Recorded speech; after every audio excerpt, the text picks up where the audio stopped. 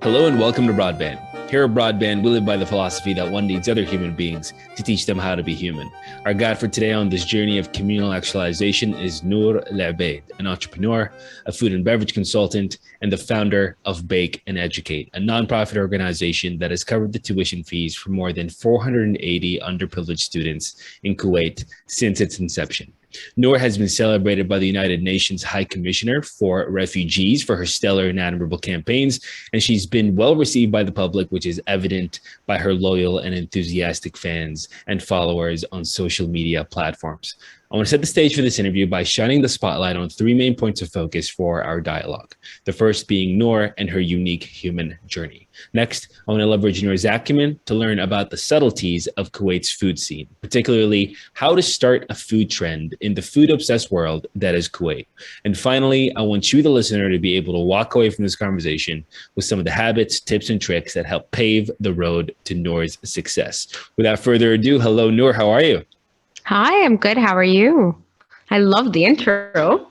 We tried to bring it with a guest like you. So thank you for joining. So, while doing my research on you, I learned that you founded Bake and Educate at the youthful age of 14 years old. And I think, I wasn't really an expert at much at 14, except for picking my nose. What was the driving force that propelled you to building something influential and supportive at such a young age? I think at the age of 14, I didn't realize what I was doing was such a big deal and so uncommon. So I was raised in a household where we were constantly taught to give back. Coming from a non-Kuwaiti background from my mother's side, I kind of got to see how the other half lives in Kuwait. I got to see the struggles of expats, from high income and low income families. I got to see that it's not all peaches and sunshine and rainbows and butterflies for those who aren't local. Not to say aren't any benefits, but at the end of the day, they don't live the same lifestyle we live. So at 14, it was around 2009, right after the market crashed and right after, the Arab Spring started.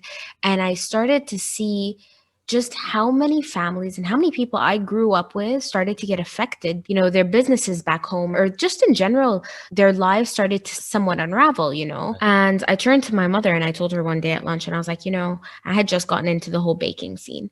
And, why don't we throw a bake sale?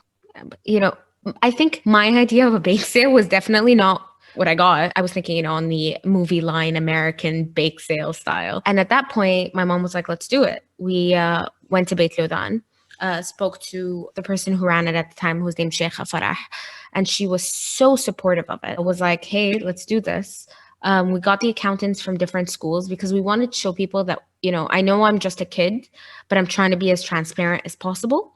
So you are not giving me any money. I am not receiving any money. Every time you buy a dessert, you go pay with the accountants and they will show you and give you a receipt of every child, of the amount that you paid, being paid off every child's tuition fee whose families are struggling. That's amazing. All right. So now you are Noor that bakes. You're more than just Noor Al Obaid. You are a local influencer and you're pretty well known in the local food scene. And you are a food and beverage consultant and you have resources at home, being that both mom and dad are consultants as well. So when you say there are so many things that you need to learn before you even think of opening up your own business. I know there's probably a long list of things, but what's one of the things that stuck with you and really made an impact on your own career? Time management is so important because when people think, oh yeah, I'm an entrepreneur, I'm self-employed, they take things baraha. They get so comfortable when they blink a year and a half later that they're 2 steps from where they started when they could have been 10 steps. And I also try to tell people, ask for help. There is nothing wrong with asking for help if you don't know how to do something. Again, I've seen businesses fail because business owners had too much pride to go and ask for help because they were like, no, I don't want to look like an idiot. Or, oh, I don't want to look like people say, oh, I don't know what I'm doing. But I tell them, I'm like, you don't have to ask anyone in your family if you are too embarrassed to ask them. There are so many consultants. It doesn't even need to be a food and beverage consultant. There's business consultants, finance consultants, strategy consultants. Literally, there are people who have spent years doing this who can help you within 15, 20 minutes. They can tell you how to solve your issue. That's such a good point. That's such a good point. And you know, you say something really interesting. And when I spoke to Chef Faisal Neshmi, he said exactly the same thing: is that we come from a culture and a society that sees failure as the enemy, and we try to avoid it at all costs. And you know, whether we're afraid of the "I told you so" or we're afraid of what other people might think, it's really affecting the small business and medium business culture here in Kuwait. I agree completely. Um, some people don't take things seriously. They're like, oh yeah, I got some extra money on the side. I'm going to open something. If it works, it works. If it doesn't, oh well, I tried. Because I think here, exactly what Faisal and Ashmi said was, we come from a culture where failure is the enemy. So they'd rather give it a half a try than try and fail. And people say, did you see they failed? No, they learned. They got experience. But here it's like, oh, if you failed while trying, or you can just look like you don't care. And, oh, it was just a side business for me. It's not important. Right. That makes a lot of sense. And so I know that being a food and beverage consultant is just one of the hats that you wear, and you really have an entire life devoted to the humanitarian aspect of work. And so, how are you merging both humanitarian and culinary passions to spread a delicious dose of empathy, so to speak? So I do try to get people into the habit of, like, business owners into the habit of doing CSR. And I'm talking as someone who's been in this field for literally 12 years. I've approached so many corporations about getting involved with so many things. And bottom line is, how is this benefiting me? How much exposure am I getting? Then I see, there are certain brands and certain corporations who really genuinely do want to get involved and help. And it makes me so happy because a lot of them are young, small business owners. I want to really highlight them because so many of them in the food and beverage industry during lockdown, during COVID, were hand in hand with us, making hundreds of meals a day to try to get meals out for people that needed help. On normal days, pre-COVID, they'd be like, okay, listen, we want to figure out a way to help. What can we do? Let's donate the food that we have left over for the day. They give it to the employees and they say, hand it out. But do you know that that's against the law? Do you know that it's against the law to donate food that would go to waste otherwise? What? Okay, so I have no idea why it would be. Can you explain to me So it's supposedly a health and safety thing. Wazat Saha obviously will say, oh, but what if it's ruined? That's a liability. So a lot of people just don't give the ministry face. And we'll just, work with different organizations to try to work on that, which is like ReFood and all of those. So they pick up your food, repackage it, and give it to people in need. But when you are just constantly watched, it becomes really risky. And some people just write it off and we're like, listen, I'd rather this food not go to waste. The loophole is give it to your employees. Let your employees take it out and pass it around the area that they live in or the accommodation or whatnot. Because again, most of these employees don't live in high income residential areas. So there's probably quite a few struggling families or individuals around them, and it's easy for them. And being in the society, they do know who's in need of help. Beautiful. Beautiful. So Christians pray before eating. Muslims say Bismillah, and millennials pull out their phones for that perfect photo of their Bengali pasta. So what's behind this phenomenon? You have been guilty of this as well. I've seen some of the amazing food shots that you've gotten on your Instagram. So what's going on there? Question this so well. Like, you phrased that question phenomenally, and I think my entire family is going to start like referring to me like that. Like, I always have to take photos of my food because I enjoy the art of food. And there's saying, the eyes eat before the mouth. You really do. Your eyes appreciate the art before your mouth tastes it. So I always love taking photos of food. I've always loved taking photos of food. And I love showing people, my daily journey of food. And if I make something, I love taking a photo of it and posting it because I like teaching people how to make it. So you always see recipes under my posts. I'm getting hungry as we speak, talking about this food so much. But I am that millennial It's because one, social media has become such a strong aspect of our life, and we've become so used to sharing with the people who are either nearest and dearest to us or the general public about what we're eating, what we're doing. We're keeping people up to date with our lives. It's become a part of sharing things, but I also think, Yani, sometimes it's a bit of a show off, especially when you're at some of the world's finest restaurants and whatnot. It's kind of showing off like, hey, it's my status. Okay, so those are all really good points, and those are things that I kind of thought about as well. But something that you mentioned that I didn't think about was the fact that to you, it's part of eating. Like I eat with my eyes first. So this is actually part of my culinary habits.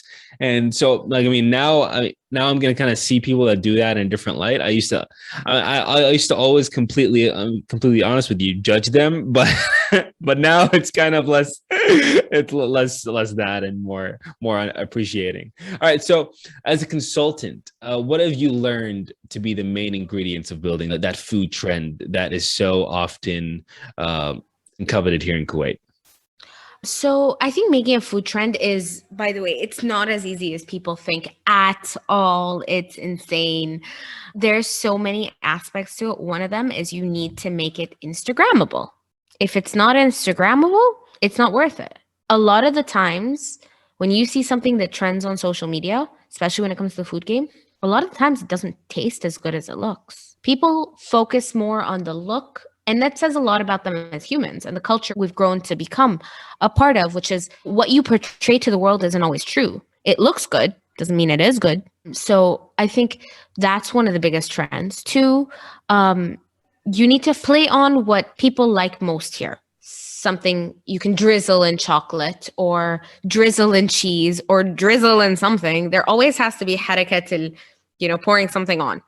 You can't get too creative with the flavors that you are bringing into a trend, because then people are not going to be encouraged to try it. So you need to take something familiar and give it a new twist. So those are just a few things that, when starting a trend, and then you cannot do all of those things and it still won't trend because you just didn't get the right people to post about it. So there's so many aspects into creating a food trend. And I always say there's so many underrated concepts in Kuwait because people just don't know about them. Right. So that's a really good point. You said that sometimes it could be something that's really worth having a huge following, but you just don't have the right people taking Instagram photos of it. And that is actually saying something about our culture that isn't phenomenal. So you start a trend. You gave us some really great pointers on how to start a trend. What are some of the ways that people or businesses can sustain that trend? Because I mean, we have such a hype beast culture here in Kuwait, and like you mentioned, people's attention spans are super short. So how can we sustain that trend? So to sustain that trend, one, you constantly have to be doing something new. You need to be relevant at all times. How are you relevant? You do summer pop-ups. You do winter pop-ups. Seasonal items, send it to new people, bloggers, photographers. You need to be trendy. Your Instagram has to be aesthetically pleasing like no tomorrow. Also, you need to be on that fine line of risque and safe. So yeah, if your Instagram posts have double meanings, if your ads, are a little bit borderline, could be a little bit, PG-13. Interesting. Okay, because so this brings me to an ad that was a pretty, let's say, provocative. So there's one by the chocolate bar. No, the chocolate bar. Have you seen that one? Oh, the chocolate bar one. Yeah, the chocolate bar one made a huge outcry on social media. And I remember this one. I was in the States when it came out, and I think people blew it out of proportion. So explain to people the ad and what the issue was with that ad. So there was 3 versions of the ad. And by the way, the ad was done by someone I know and I think is one of the most fantastic social media gurus ever. If you guys don't know her, Dana Hambali, she is super creative and she constantly brings these new ideas. And I think maybe this was ahead of the time of Kuwait. A lot of people came out and said this is unacceptable because one of the versions was, a guy was cheating on his wife and decided to take her to chocolate bar. If I'm not mistaken, it was a long time ago, so I can't really remember the details, but wasn't one of them like he was cheating on his wife and he took her to chocolate bar and she was fine? Yeah, so exactly. So, I mean, the problematic thing with that is that the woman is kind of pathetic. and that she just needs a chocolate bar or whatever chocolate bar has to offer to It's get over. hyperbole. So it's literally hyperbole. It's exaggeration. You know what I mean? It's comedic. There are so many ads around the world that if you actually see it and it happened in real life, like, come on. Axe body spray. Axe body spray. You spray it. All these women are following you in the streets. Why did we not make a big deal out of that? Well, people do actually make a big deal. They say that, people that use Axe body spray are douchebags. I mean, I'm sorry to my listeners that do that. Yeah, definitely. But there is kind of like a negative connotation with Axe body spray. Either way, you were mentioning one. Did you say a Sharpie ad? What's up with that? Oh, Shrimpy. Shrimpy. Oh, were you not around during the Shrimpy ad? That one is super risky. That one is next level. That's why I thought you were talking about it. So Shrimpy, I love Shrimpy, just FYI. The Shrimpy team, the Shrimpy people. I thought this ad was insanely genius. I just did not think it belonged in Kuwait. And the fact that they they challenged society so openly, and they did it. They trended so hard. They trended for ages. And it was, you probably do. It's the idea that shrimp plays a role as an aphrodisiac for men. Okay. All right. Yeah, I get that. All right. I get what they're trying to do there. It was billboards all over Kuwait. And it was provocative. I'm not sure if that was the exact terminology, but that was pretty much what it meant. Right. So to all the listeners that might not speak Arabic, what the ad is saying is eat the shrimp because it's an aphrodisiac, and you'll catch the doe, which is, the gazelle, the beautiful woman. The beautiful woman. And it was tad risque for the billboards of Kuwait. Let's be realistic. Yeah, it's a very conservative country. And so people were crying out like crazy, like, what is this? This is so inappropriate and this is not okay. And so they took it down and they trended for so long to the point where people still talk about it. It's been 2 or 3 years now. Wow, I didn't. Okay, so that's I wasn't here for it, but that's amazing. That's really cool. That's really funny, and that's a really good way to sustain the trend and to ride the hype wave. That's really cool. Okay, fantastic. Hey guys, this is the part of the podcast where people usually tell you to buy this product or subscribe to this service, but we don't have any sponsors yet. So we'll sell ourselves instead. We have 4 simple asks. 1, please subscribe if you haven't already. 2, share the podcast. Share it with your friends, share it with your family, and share it with a stranger. Start a conversation. 3, check out the show notes. You can find all the references that we've already made and are about to make on there. And 4, engage with us on Instagram and email. Enjoy the rest of the show. All right. So you spoke about being a high school student and going to the avenues. And I remember being in a high school and people were obsessing over the international franchise Pinkberry and their froyo. Oh my God. Do you remember that? I remember it was insane. It was absolutely insane. But now, do local businesses, like you mentioned, have an easier time staying relevant and pivoting with the changing tides over the large multinational franchises? Oh, 100%. Because the large multinationals don't have freedom of creativity. They cannot jump on a trend the way that a local one can because they have to report back to an HQ. Why would you never see Starbucks or Costa or McDonald's or any of those? They can't jump on trends here because they have an HQ they have to get back to, and there are checks and balances. They can't just do things. They have to, send letters and discuss logistics and finances and etc. Here, it's like, yalla, let's change it up. Yalla. Because you're the owner. You know what you're doing. So Pick basically took that role from Pinkberry, started introducing significantly more flavors. Pick is prêt à manger in Kuwait. Like, I don't know if you're familiar. Most people know as Pret a manager in London. When I was living in London, yeah, I was going to Pret and Manager to get my juice every morning. Yeah. Yeah. And I always tell people, I'm like, it's French, it's prêt à manger, but okay. We just refer to it as Pret. And so many people that were familiar with Pret in London started to gravitate towards Pick because Pick did not just offer froyo. There's meals, there's sandwiches, there's bites, there's sweets, there's juices, there's coffee, it's literally everything. So what they were able to do was they were able to cover an entire missing part of the market, which was something that offered a little bit of everything. Beautiful. I love that. So they kind of understood that Kuwaitis love traveling, specifically to London. They're familiar with prêt à manger. And they are like, okay, well, that's a trend that's going to be sustainable here in Kuwait. And they brought it here. So Pick is a 100%. great case study. And they're really good with keeping up with the ideas of flavors and seasonal flavors and whatnot. They have a great research and development team. It's actually ridiculous. Phenomenal.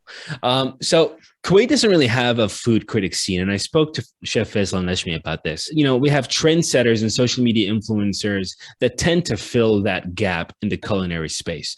So is it good for the culinary scene to have paid influencers such as yourself rather than unbiased and unattached food critics control the promotion of restaurants? So the thing about food critics in Kuwait, it's very hard to do because if you're bad mouthing a restaurant, you don't have a fully unbiased opinion here. We're too small of a country to have an unbiased food critic. If you're having a local food critic, it's impossible to get someone unbiased because you have crossed paths with the chef or the owner of the restaurant or something at some point in your life. You can't go in somewhere you either love this person or dislike this person. So you're going in already with some form of opinion. So that helps you, that helps you when it comes down to how you're going to talk about this restaurant. Also, you don't want to hurt feelings because things get touchy and sensitive.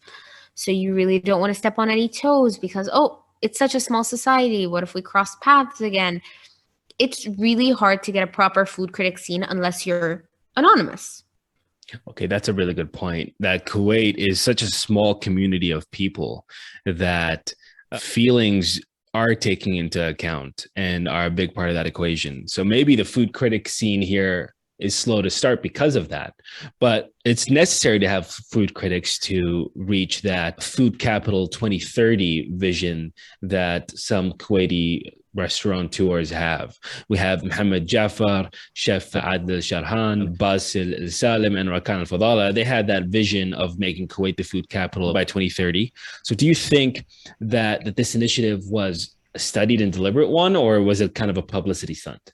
It would be more realistic, in my opinion, if we had Michelin star chefs, if we had more variety, if we had it more spaced out, because majority of our food is centralized in Kuwait City, which barely has enough space for parking 2 cars. You can't make it a food capital if you're not planning on really growing the palate. Yes, Kuwaitis, we're known ذوقين بالأكل and we love food and, we have a nice palate, but realistically, no, we have not started to even cross parts of the thresholds that come with becoming a food capital. That's kind of like a publicity stunt or maybe like a challenge.